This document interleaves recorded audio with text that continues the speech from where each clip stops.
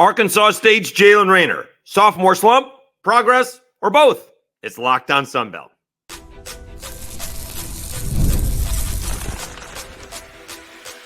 You are Locked On Sunbelt, your daily podcast on the Sunbelt Conference, part of the Locked On Podcast Network, your team every day. All right, Dave Schultz, Locked On Sunbelt, your team every day. Today's episode brought to you by FanDuel. Place your first $5 bet and you'll get started with $200 in bonus bets guaranteed.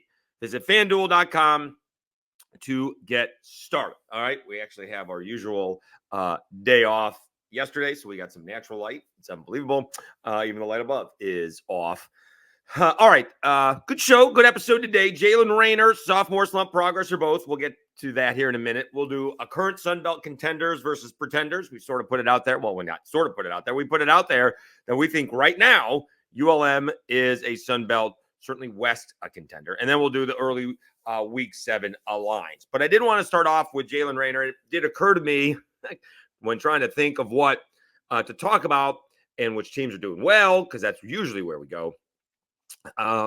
We sort of did that South Alabama game against Arkansas State, the South Alabama point of view. Again, somebody may have had South Alabama minus 2.5 and wasn't necessarily happy with the outcome.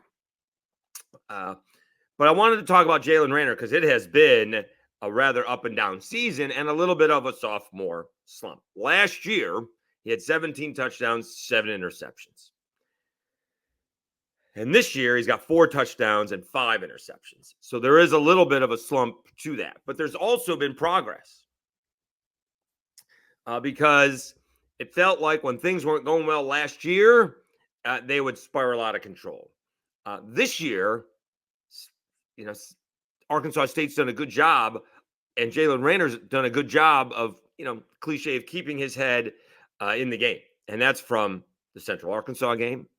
That's from the Tulsa ball game, and that's certainly from the South Alabama ball game. Although, having said this before, he certainly got a lot of help from that South Alabama defense on the last drive. That was as soft as tissue paper defense.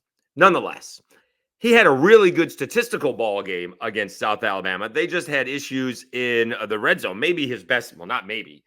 His best game of the year. 30 out of 39 passing attempts, 345 yards, 77%, averaging 8 yards, almost 9 yards an attempt, and he did throw a touchdown pass. By far his best ball game. He did throw for 317 yards against Central Arkansas, but he was 24 of 47. He threw for 255 yards against Tulsa, 140 yards in the loss against Michigan. Came out quickly against Iowa State, only 68 yards, 5 of 16, and 30 of 39 against South Alabama. Completion-wise, he's about the same, oddly enough, 58.2 to 59.3, and that's with one really good game against South Alabama and one really bad game against Iowa State. Average per attempt, though, is down from almost 9 yards to 8.9 to 6.7, and we talked about the touchdowns and the interceptions. But we did want to stress that we've seen that progress when things aren't going his way, and you would expect that to be the case when you go from a freshman to a sophomore, and things slow down, and you don't overreact to what happened. You can only react to it and move on and see what the issue was, because he very easily could have, gotten over anxious, try to hit that home run play, right? Instead of, we need a field goal. We have more than a minute and a half. We have timeouts, and these guys are playing way back, right? I went back. I don't have the, all 22. I'm just looking at what the TV has. And those South Alabama defensive backs were 5 yards back and backing up. So we went over it the other day, right? In Monday's episode, where it was a 7-yard completion, 8-yard completion, 7-yard completion. We don't need a 30-yard completion. We don't need the splash play. Arkansas State just needs to march on down the field, and that's exactly what they did with very little resistance. I don't even think there was a change at all. Where, I would have been I don't know about you need to jam the wide receivers, but certainly I'm not going to give them a 5-yard cushion. We're going to give them a 2-yard cushion. And if they want to go past me, I get the ball back. All right. Make them make a play. And, Jaylen Raynor took exactly what South Alabama gave him. All right. And so we can sort of segue here because we'll look ahead for South Alabama, for Arkansas State, because, they have a huge ball game this week. A little bit of a preview. They're at Texas State. This is a big ball game for everybody. Remember last year, Arkansas State, took Texas State to the woodshed. Some turnovers and some special teams issues, but this ball game was 77-31. All right. Arkansas State at home demolished Texas State. And so Texas State's certainly going to have that on their radar for this ball game. But it's also a spot where both teams have to, play to their capability, or else the other team is going to win. I don't think Texas State can play the way they did against Troy and beat Arkansas State. I don't think Arkansas State can play the way they did against South Alabama and go into San Marcos and beat Texas State. All right. It's been a very up and down, uneven. Maybe G.J. Kinney's having a sophomore slump type of deal, but they squeaked past Lamar. They did blow out UTSA, but they should have beaten Arizona State and didn't. Then they blew the game against Sam Houston. And again, that Troy game wasn't all that close. I just don't think they played as well as they could have. Again, we've talked about this. I'm not one, looking for that complete 60-minute ball game, but it just felt like if they weren't hitting big plays, they had issues. And they hit some big plays. They really did. I mean, Jordan McLeod was on the money going deep, not so much 10, 15 yards in front of him. And so this is a big opportunity. Jordan McLeod, defending Sun Belt Player of the Year, hosting the upstart true sophomore Jaylen Raynor. And it'll be interesting to see how this game plays out. We'll go over the lines in the final segment, but I am impressed with Jaylen Raynor in terms of the progress that he's making. I think there is a little bit to that sophomore slump. Of course, playing Michigan and Iowa State are going to add to that, right? The statistics, you take those statistics away, and he's had a pretty good season, although, the 4 touchdowns and 5 interceptions is not great compared to the 17-7 he had last year. So there is a little bit of that sophomore slump in that, but he's making progress, whereas the 3 games that they've won were all losable ball games.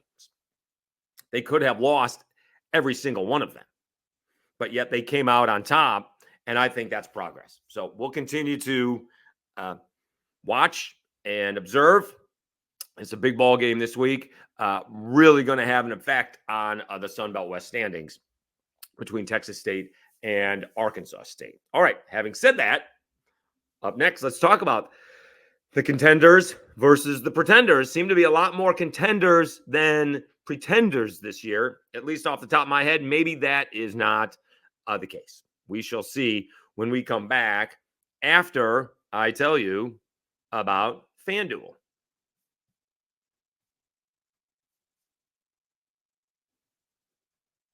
Hey, NFL fans, you can start the season with a big return on FanDuel, America's #1 sportsbook. So when you get a hunch in the middle of the game, you can check out the latest stats, view live play-by-play, and so much more on the same page where you place your bets. You'll get started with $200 in bonus bets guaranteed when you place your first $5 bet. That's FanDuel.com. I'm bound to have a bad week because last week I went 6-3. I told you I started the weekend off 6-0, and I just knew it wasn't going to go my way because there's no way you can go 9-0 and win a parlay. It's not going to happen. Can't happen. So we'll see. Maybe be a little bit cautious this week on what games I pick. Visit FanDuel.com. All right, Dave Schultz, Locked On Sunbelt, your team every day. Let's talk about the Sunbelt standings and the contenders versus the pretenders, because I'm not, it's kind of, it is, to be honest with you, it's a little bit early to be doing that, right? I mean, only a couple of teams have 2 games. 3 teams which is a little bit odd. 4 teams have played 2 ball games. I'm going to say you can't have 3 teams playing 4 games. All right, so Coastal's 1-0, Georgia Southern 1-0, Marshall 1-0. James Madison 0-1, but you still got to think they're a contender. Georgia State, probably not. Old Dominion, no. And unfortunately, App State, probably not. We'll go more into these here in depth. Monroe, I think, is. I do think Monroe is a Sun Belt West contender. The Cajuns are. We're going to get some separation between Arkansas State and Texas State. I don't think South Alabama is. Southern Miss, probably not. And Troy is not. All right, so let's start out east. Coastal Carolina did a really good job after having a bad outing against Virginia.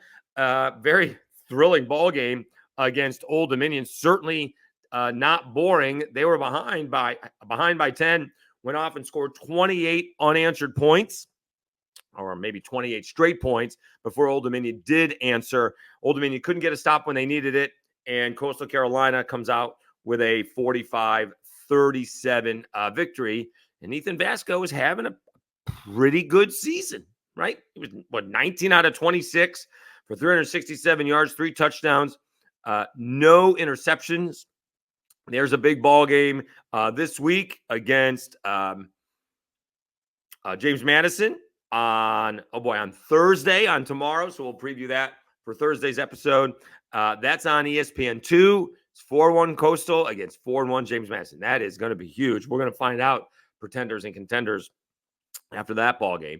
But I do think that Ethan Vasco has done a pretty good job, right? Solid against Jacksonville State, 12-19, 249, a couple of touchdowns. Not very good against William and Mary, 8 out of 23, 160 yards, but they won that ball game by almost 20 points. Underwhelming against Temple, 28-20. They won the ball game, but 15 out of 21. That's not bad, but when it's for 103 yards, not great. Did not have a particularly good game against UVA, and then lit up ODU. So Ethan Vasco having a little bit of a roller coaster ride season, but certainly the team is off to a nice 4-1 start. All right, and then you have Georgia Southern. I'm not sure if we know about Georgia Southern. I think we learned a little bit about them doing a good job getting off to a good start against Georgia State. We may have been bedazzled by Georgia State's win over Vandy, although maybe we shouldn't now after their win over Alabama. But Georgia Southern, they had a shot against Boise, let that slip away. They did a good job going on the road, holding Nevada defensively. They blew out South Carolina State, did not play well against Ole Miss, but then come out with a road win against Georgia State. And now they're hosting Marshall and James Madison. So we'll find out much more about Georgia Southern over the next couple of weeks. I do think we found out something about them. I do think they are a contender. Again, winning on the road is hard. Ask anybody. And they went in and they took care of Georgia State. Marshall 1-0. This could be a flip of the coin. Are they contenders or are they not? They seem to have a 2-quarterback system that works well for them. They took care of App State, which was, I'm sure, a very emotional game for the Mountaineers, along with Marshall, everyone trying to do their part to help out everybody that is suffering in Boone. Braylon Braxton had a great ball game. We'll see who the quarterback is coming up for this weekend against Georgia Southern. That ball game is on ESPNU, so lots of national exposure for the Sun Belt. So, and that is in Statesboro. So we'll find out a lot about Marshall as well. Still think James Madison, despite the loss to ULM, is a contender. We need to see Jordan McLeod, when things go off script, kind of like we said about Jaylen Raynor, kind of adapt and realize what kind of ball game that it is. And they struggled against ULM's defense. Georgia State's coming along, but I do not think they're a contender yet. That was a great win against Vandy. It continues to get better. Let's see if they can get a couple of wins, see if they can be bowl bound. They need 4 more wins. Can we find 4 wins on Georgia State's schedule? They get Old Dominion this week. If you're Georgia State, that's got to be a victory. If you're hosting Old Dominion, that's got to be a victory. That's 3. You're at Marshall. That's probably a loss. You're at App State. We think we'll see when App State plays another home game. You're at UConn. That's tough. You're at James Madison. You get Arkansas State at home and at Texas State versus Coastal Carolina. I mean, you kind of have to beat Old Dominion, Can you beat UConn? And do you beat App State? Those are on the road. Those are going to be tough. UConn is, oddly enough, a 4-2 win. They've beaten FAU, Buffalo, and Temple. And they hammered Merrimack. They've lost to Duke and Maryland. So UConn is not awful. Is that the compliment? They are not awful. All right. And Old Dominion and App State are just not contenders right now. Not in any stretch of the imagination. All right. In the West, you have Monroe, who we've talked about. They should be 5-1 and 2-0 in the Sun Belt, or 3-0 in the Sun Belt, with a win over Southern Miss. They are absolutely a contender. They get Texas State at home, and they get Louisiana at home.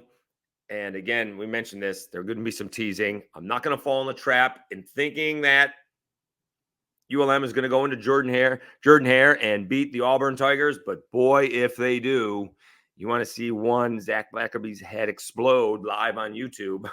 Watch that post-game show. Again, ULM could lose that ball game, or Auburn could win that ball game by like 7 points, and Auburn's going to consider that a loss.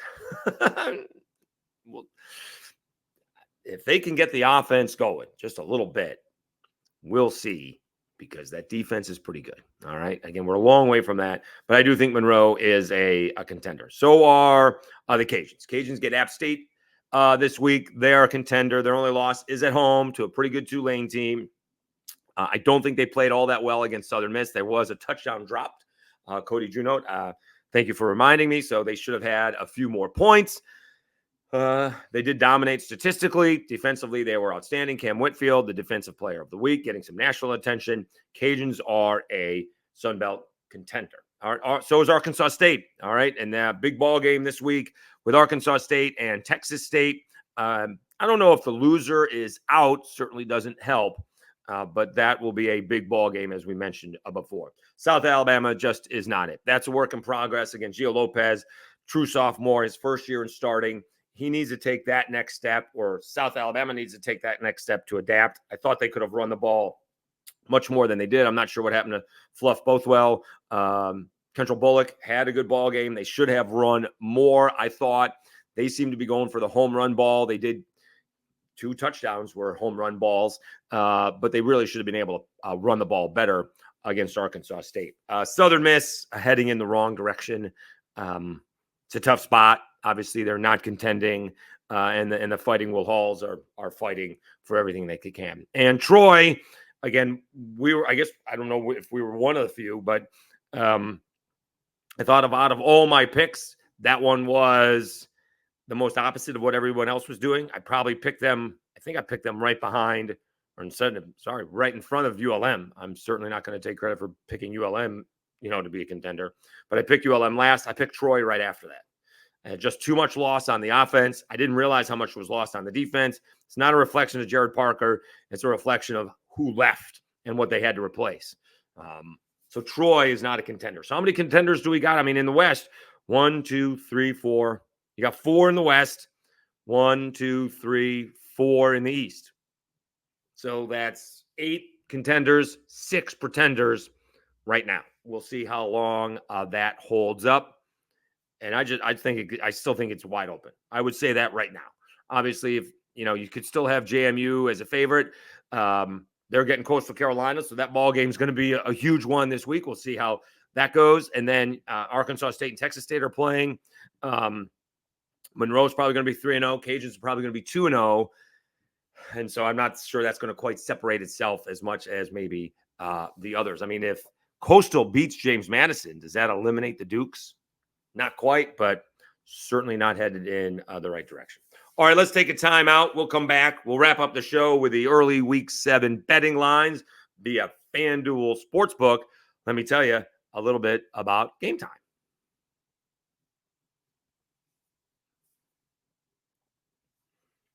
Game Time has a new feature called Game Time Picks. That makes getting tickets for your favorite live events even easier. Game Time Picks filters out the fluff to show you only incredible deals on great seats, so you don't have to waste time searching through thousands of tickets. Game Time Picks makes it easier to save more on sports, concerts, comedy, theater, etc.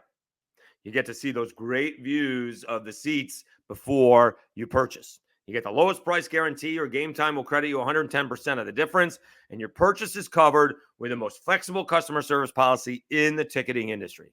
Take the guesswork out of buying tickets with Game Time. Download the Game Time app, create an account, and use code LOCKEDONCollege for $20 off your first purchase. That is LOCKEDCOLLEGE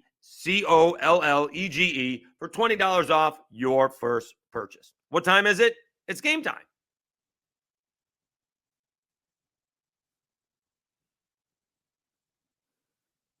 All right, Dave Schultz, Locked On Sunbelt, your team every day. Let's go over the betting lines for week 7. Of course, we have that huge ball game on Thursday.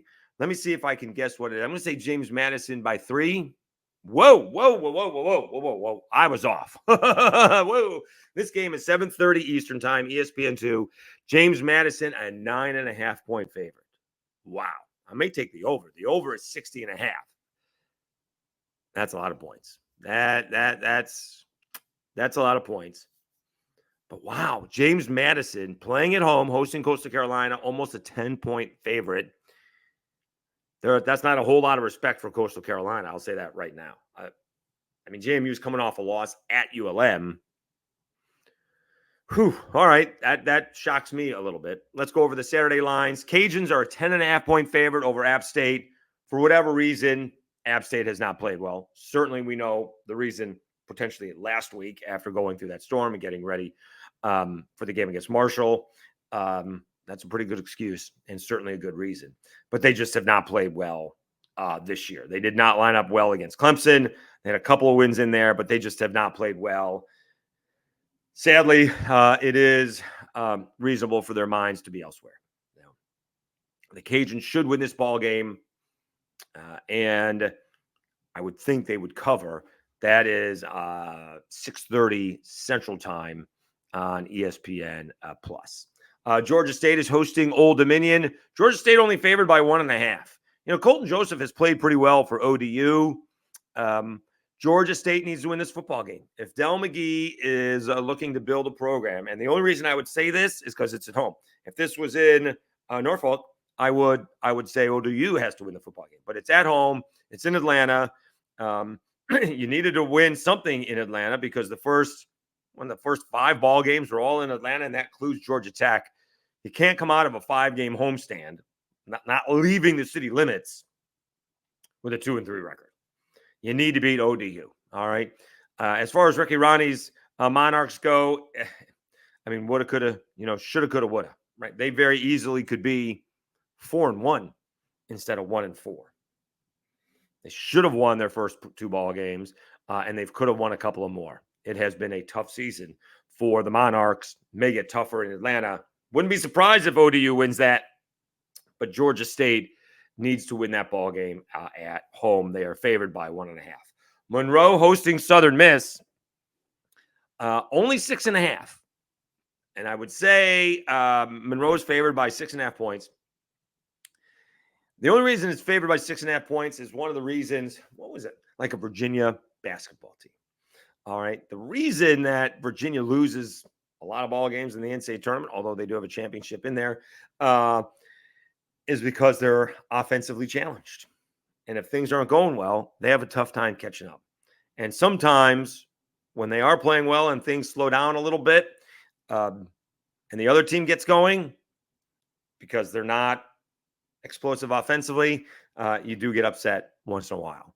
And that's why that line is 6.5 for ULM, because they are not offensively explosive. A bounce or two is not going to go their way. A call or two is not going to go their way.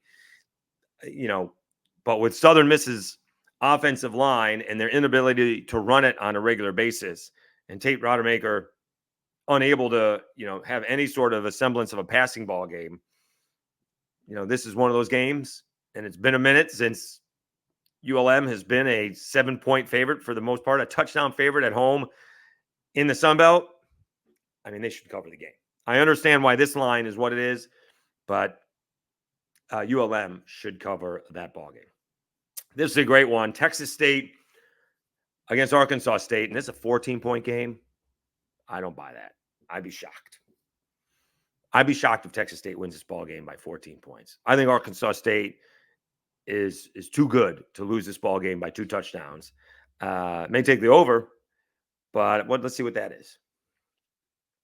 Over 63.5. That very well may be the case. All right. Now, Arkansas State, again, both teams have to play better than they did their previous week.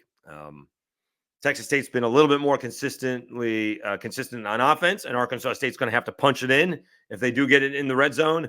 But I'd be surprised if Texas State wins this ball game by 14 points. They probably will win it, but I'd be surprised if it's a blowout. And Georgia Southern hosting Marshall. Whoa. That's on ESPNU, 8 p.m. Saturday night. Marshall is a 2.5-point favorite. What? Let me refresh this. Let me check that out. Marshall is a 2.5-point favorite in this ball game. Are we sure about that? Yeah. All right, that's shocking. That line makes no sense to me. That's one of those lines like, what does somebody know that I don't? Did I miss something? Somebody get hurt that I don't know about? Please fill me in, because that makes no sense. Again, I thought it would be Georgia Southern by 2.5 or 3. But Marshall is a 2.5-point favorite. Wow. All right. That's a little shocking. That's shocking. We may have to do an updated podcast here to make sure I'm not missing something. But that's a shocking line. There's no reason that Marshall should be a 2.5-point favorite. Someone's got to be down. All right. All right. Well, we'll look into that and maybe do an updated portion of the podcast. All right. Thanks so much for tuning in. We're well on our way to 1,550 subscriptions. Really appreciate it. We're doing the shorts as well and the reels, and those seem to be getting some traction as well.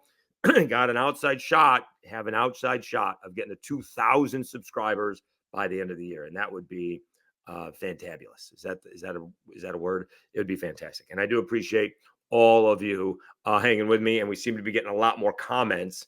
And again, I am the person answering your comments in YouTube, so I do appreciate everybody who has stayed with the program, so to speak. All right. Thanks again. We'll come back on Thursday. We will preview the Coastal Carolina versus JMU ball game, and we will have an update on why Georgia Southern is a 2.5-point underdog at home to Marshall. I guarantee you that. All right. Thanks again. You've been watching Locked On Sunbelt, your team every day. Have a great Wednesday, everybody. We'll talk to you again on Thursday.